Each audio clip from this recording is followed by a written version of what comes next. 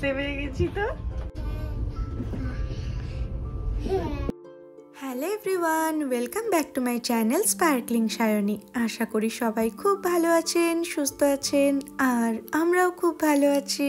তো লাস্ট ভিডিওটাতে আপনারা দেখিয়েছিলেন যে আমরা বার্ন শহর ঘুরে আসছিলাম অন্য একটা শহরে। তো তার জন্য আমরা চলেও এসেছিলাম স্টেশনে, আর এখন ঘড়িতে ওই 3:15 মতন বাজে। ওদিকে দেখলাম আমাদের ট্রেনও দিয়ে দিয়েছে 5 নম্বর প্ল্যাটফর্মে। তাহলে চলুন ওখানেই যাই এখন।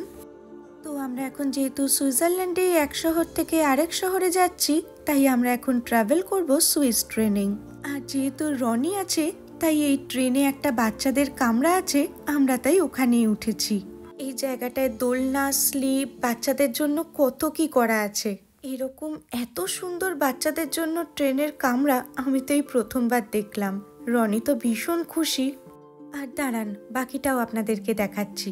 এই দেখুন, ট্রেনের কামরার এই জায়গাটা পুরো বাচ্চাদের জন্য ডিজাইন করা। এই দেখতে পেয়ে গেছি তো, আবিয়ানকে তো দেখতে পেয়ে গেছি। ঝিকঝিকিয়া, চল চল ওটো ওটো, তাতে তাতে তাতে। এই গুই গুই গুই গুই, এই গুই গুই, আমি আসছি। এই দেখো এই দেখো এই দেখো এই দেখো, কোথায় গেল এই কোথায় গেল এই কোথায় গেল কোথায় গেল, এই দেখো এই দেখো এই দেখো এই দেখো।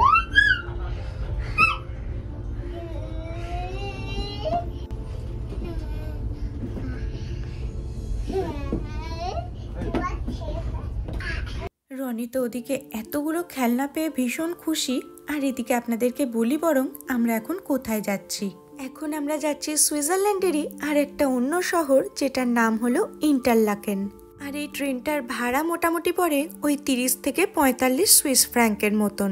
তবে এখানে সুইজারল্যান্ডে অনেকগুলো ট্রাভেল কার্ড পাওয়া যায়, সেগুলোর আবার এক একটার এক এক রকম ফেসিলিটি আছে।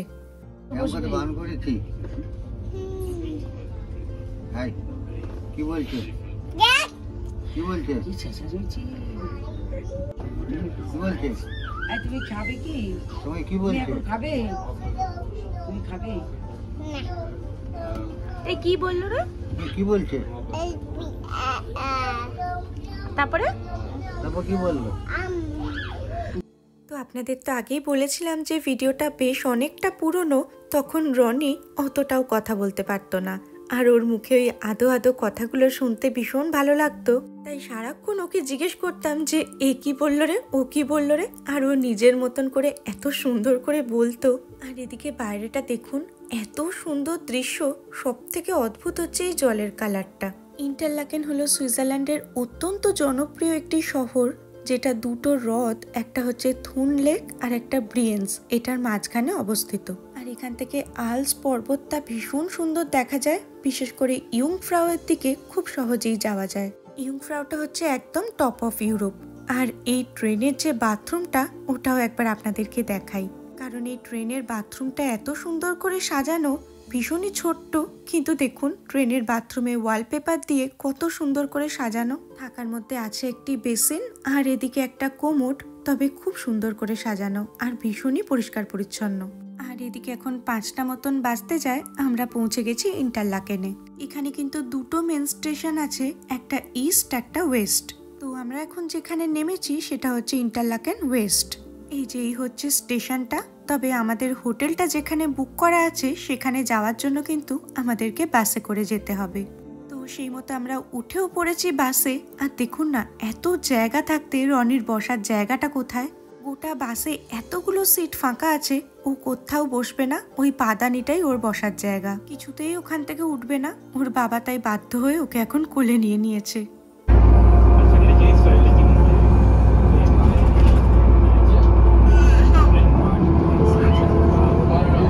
এদিকে বিকেল 5:30 নাগাদ আমরা এসে পৌঁছলাম হোটেলের সামনে। হোটেল বলা ভুল হবে, কারণ এটা আমরা এয়ারবিএনবি থেকে বুক করেছি। তবে অ্যাড্রেসটা সেম হলেও এই নামটা কিছুতেই মিলছে না। কিন্তু পরে বুঝতে পারলাম যে না, এই হোটেলটাই, মানে এই হোটেলের মধ্যেই নাকি কিছু এয়ারবিএনবিও আছে, আর সেখানেই একটা আমরা বুক করেছি। তো চলুন তাহলে এখন আপাতত রিসেপশনে গিয়ে কথা বলতে হবে, কারণ নর্মালি এয়ারবিএনবিতে কোনো রিসেপশন থাকে না। কিন্তু এটা যেহেতু পুরোটা একটা হোটেল, তাই এখানে রিসেপশন, ক্যাফেটেরিয়া, রেস্টুরেন্ট সবই আছে। তো আমাদের এখানেই চেক ইন চেক আউট সব কিছুই করতে হবে। অভিক যাচ্ছে এখন চেক ইন করতে। আর এই দিকটা একবার আপনাদেরকে দেখাই। এখানটা রয়েছে কিছু বসার ব্যবস্থা। আর ওদিকে ভিউটা দেখুন, কি অসম্ভব সুন্দর একটা ভিউ। জানি না আমাদের রুমটা কোন দিকে পড়বে, তবে এদিকের ভিউটা অপূর্ব সুন্দর। ওদিকে লেক, পাহাড় সব কিছু একসাথে। চলুন, অভিকের মনে হয় চেক ইন হয়ে গেছে, ওই যে ডাকছে। ওদিকটায় লিফট আছে, আমাদের রুমটা দিয়েছে 7 নম্বর ফ্লোরে। বেশ অনেকটাই উপরে, মনে হচ্ছে ভালোই ভিউ পাওয়া যাবে। ওদিকে মা আসছে রনিকে নিয়ে, রনি বোধহয় ঘুমিয়েই পড়েছে। ও দাদুভাইকে নিয়ে আসছে। লকটা খুলেছ? লক করা ছিল। আমাদের রুম নাম্বার দিয়েছে 175। চলুন ওই দিকটাতে মনে হচ্ছে। হোটেলটা তো বিশাল বড়, আর এর মধ্যে তো এয়ারবিএনবিও আছে যেটা আমরা বুক করেছি। এই যে এই রুমটা। আর এমনভাবে এই হোটেলটা বানানো, প্রত্যেকটা ঘর থেকেই ভীষণ সুন্দর ভিউ আছে। দাঁড়ান ঢুকে দেখি আমাদের রুমটা থেকে ভিউটা কেমন। এই হচ্ছে আমাদের রুম। উপরে আছে হচ্ছে ডাইনিং টেবিল, সোফা, এদিকে রয়েছে কিছু জামাকাপড় রাখার জায়গা, আর এই সাইডে রয়েছে ছোট মতন একটা কিচেন। এয়ারবিএনবি বুক করার এটাই একমাত্র কারণ, এই কিচেনটা ছোট হলেও প্রয়োজনীয় সবকিছুই এখানে থাকে।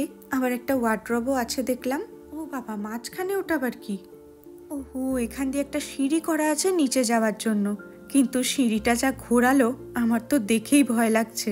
আমরা যেহেতু 4 জনের এয়ারবিএনবি বুক করেছি, তো উপরে তো একটাই সোফা কাম বেড রয়েছে, আর একটা ঘর মনে হয় নিচে আছে। নিচে যাব তার আগে এখান থেকে ভিউটা একবার আপনাদেরকে দেখাই। এই দেখুন, রিসেপশন থেকে যে ভিউটা দেখেছিলাম একদম সেটাই। ওই যে লেক, পাহাড় সবকিছুই দেখা যাচ্ছে, আর নিচে বিশাল বড় একটা গ্রাউন্ডও রয়েছে। ও তার সাথে আবার বাচ্চাদের একটা কি সুন্দর খেলার জায়গাও আছে। আর এই হচ্ছে আমাদের হোটেলটা। চলুন এবার নিচে কি আছে দেখি। নিচে রয়েছে একটা বাথরুম, উপরতলায় রয়েছে রান্নাঘর, আর নিচতলায় রয়েছে বাথরুম। আর শোবার ঘরটা হচ্ছে এই যে এইখানে রয়েছে বেডরুমটা। রয়েছে এখানে একটা দুজনের শোয়ার মতন বেড, ওদিকে টিভি ক্যাবিনেট, একটা সোফা। ও বাবা, আবার একটা ফ্যানও দিয়েছে এখানে। আর ওই দিকটাতে তো বিশাল বড় একটা ওয়ার্ড্রপ ছিল। আর এখান থেকেও ভিউটা অপূর্ব, ওই একই ভিউ। আগে এটা খেয়ে নাও, ওরে পপলে, আর একটা কামড় দিয়ে যাও। ও সব গোছাতে ওটা ব্যস্ত। ওদিকে না, ওটা ওদিকে না, ওটা ওইখানে না মা, এটা এইখানে। ওটা এইদিকে, এইখানে, এই যে এই টেবিলে, এই টেবিলে, এই যে এই ব্লগস। একটা কামড় দিয়ে যাও তো দাদু ভাই। ও সব গোছাতে বসেছে, দেখেছো? এখন সব নিচে পড়ে আছে, উনি এখন গোছাবেন। বোঝো কাণ্ড। আজকে তো রাত প্রায় 8টা বেজে গেছে, তাই এখন আর কোথাও বেরোবো না। মা ঘরেই বিশ্রাম নিচ্ছে, আর বাবা রনিকে নিয়ে এসছে এই খেলার ঘরটাতে। কিন্তু তার অবস্থা দেখুন, খেলাধুলার তো নাম নেই। যত যেখানে খেলনা পড়ে আছে সব উনি এখন গোছাতে বসেছেন। তবে মেন উদ্দেশ্যটা হলো ওকে একটু খাওয়ানো। ভাবলাম এখানে নিয়ে আসলে যদি ও একটু খেলতে খেলতে খেয়ে নেয়, কারণ খাওয়া নিয়ে তো ছোট থেকেই প্রচন্ড সমস্যা। কিন্তু দেখুন না, এক কামড় করে খাচ্ছে আর হাত নাড়ছে যে ও আর নাকি খাবে না। হাত দিয়ে ঘোরাও। তুমি নিচের পার্কে খেলো এটা? পার্কে এটা না,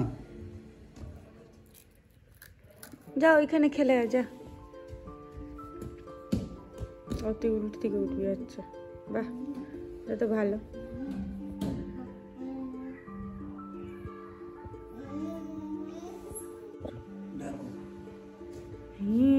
বাবলে, তুইও খেল, আমিও খেলি, আমিও তো খেলি। এই আমিটা এটা নিচে দাঁড়িয়ে তো হাত পাচ্ছে না, মুশকিল হলো এই রডগুলো ওর লেগে যেতে পারে। ওই জন্য ভাবলাম এই খেলাটা না হয় থাক, ওদিকে আরো অনেক খেলা আছে। আর এই রুমে আপাতত আমরা একাই আছি, তো ওটা ছাড়া অন্য খেলাগুলো না হয় খেলুক। Good job.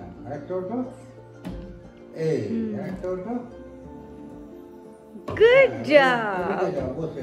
কে আসে কে আসে দেখি দেখি।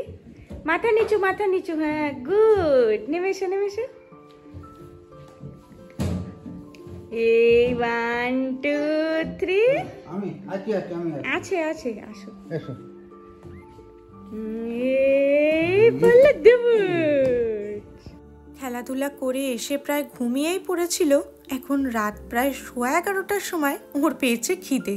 আর এই এয়ারবিএনবিটাতে ছোট ছোট প্রচুর বাচ্চাদের জিনিসও দিয়েছিল, সেখান থেকেই একটা কাপলেট বের করে ওকে এখন 1 কাপ দুধ দেওয়া হয়েছে। তো আপাতত ওটা খেতে থাক, আমাদের তো খাওয়া দাওয়া সব হয়েই গেছে। ওদিকে ভাবছিলাম রাত হলে লেকের আলোগুলো জ্বলে কিনা দেখবো। লেকে আলো জ্বললে ভীষণ সুন্দর দেখতে লাগতো, কিন্তু না, চারিদিকে সমস্ত ঘুটঘুটে অন্ধকার। তো চলুন আজকের মতন ভিডিওটা তাহলে এখানেই শেষ করছি। আপনাদের সঙ্গে আবার দেখা হবে খুব তাড়াতাড়ি। সবাই খুব ভালো থাকবেন, সুস্থ থাকবেন, আনন্দে থাকবেন। আর আমাদের এই এয়ারবিএনবিটার ডিটেলস যদি কেউ জানতে চান আমাকে কমেন্টে জানাবেন, আমি চেষ্টা করব পরের ভিডিওতে সমস্ত ডিটেলস শেয়ার করার। আপনাদের সঙ্গে আবার দেখা হচ্ছে কাল সকালে। তাহলে আজকের মতন টাটা।